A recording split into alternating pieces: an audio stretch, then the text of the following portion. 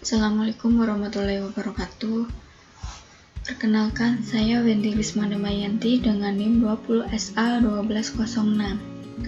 Pada kesempatan kali ini, saya akan sedikit menjelaskan tentang deret geometri tak hingga.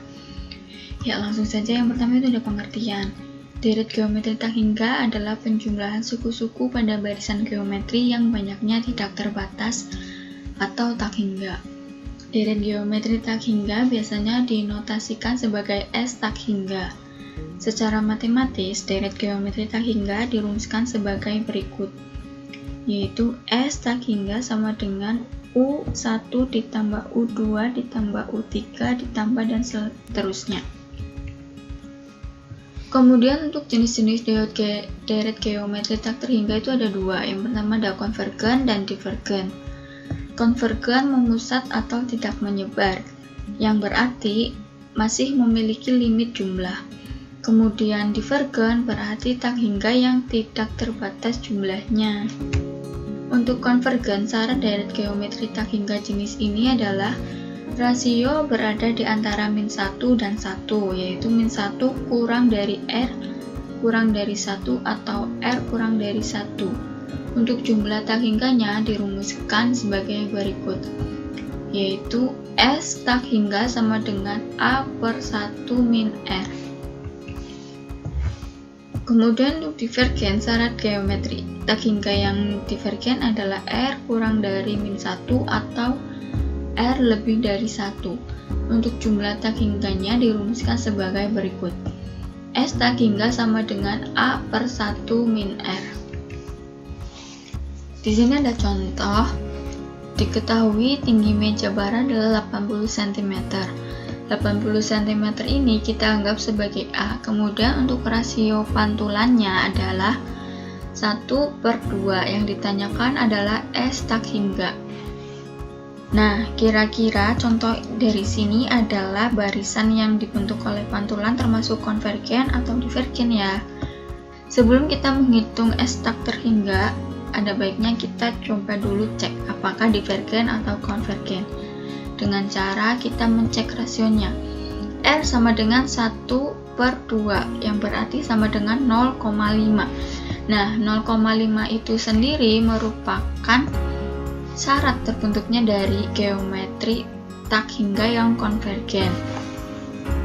Nah, di sini juga kita harus ingat bahwa ada tertulis kata berhenti. Yang apa maksudnya? Jadi kata berhenti itu merupakan kondisi di mana bola tidak lagi memantul. Setelah bola berhenti, tentu tidak akan ada lagi lintasan yang akan terbentuk. Pada kondisi semacam ini, kita akan kesulitan untuk menentukan berapa kali bola akan memantul hingga akhirnya berhenti. Hal yang bisa kita tentukan adalah panjang lintasan bola mulai awal jatuh menyentuh lantai sampai berhenti. Untuk itu, gunakan persamaan sebagai berikut. S tak hingga sama dengan A/1 min R. Dengan A adalah tinggi pantulan awalnya, yaitu 80 cm, dan R adalah rasio yang tadi telah kita hitung adalah 0,5. Kemudian untuk tinggi pantulan kedua, sama dengan 1/2 kali 80, sama dengan 40 cm. Tinggi pantulan ketiga 1/2 kali 40 sama dengan 20 cm. Sedangkan tinggi pantulan keempat 1/2 kali 20 sama dengan 10 cm. Dan jika digambarkan itu akan menjadi seperti berikut, di mana yang awalnya pantulan adalah 80 cm, kemudian ke 40, kemudian ke 20, kemudian ke 10 cm, dan seterusnya. Sebelum menghitung panjang lintasan bola, kita harus tahu bahwa setiap lintasan akan dilewati 2 kali, kecuali lintasan awal, di mana 80, 40, 40, 20, 20, 10, 10. Dengan demikian, S tak hingga dibedakan menjadi S tak hingga, suku ganjil, dan genap. Untuk suku ganjil dimulai dari A sama dengan 40 cm, sedangkan suku genap dimulai dari A sama dengan 40 cm. Untuk suku ganjil dengan rumus sebagai berikut. S tak hingga ganjil sama dengan A/1 min R sama dengan 80 per 1 min 1 per 2 sama dengan 80 per 1 per 2 sama dengan 160 cm. Sedangkan untuk suku genap, S tak hingga genap sama dengan A per 1 min R sama dengan 40 per 1 min 1 per 2 sama dengan 40 per 1 per 2 sama dengan 80 cm.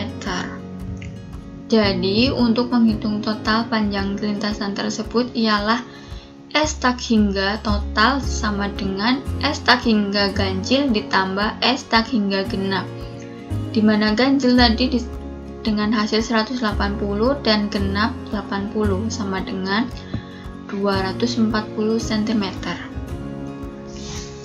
Demikian pembahasan yang dapat saya sampaikan, kurang lebihnya saya mohon maaf.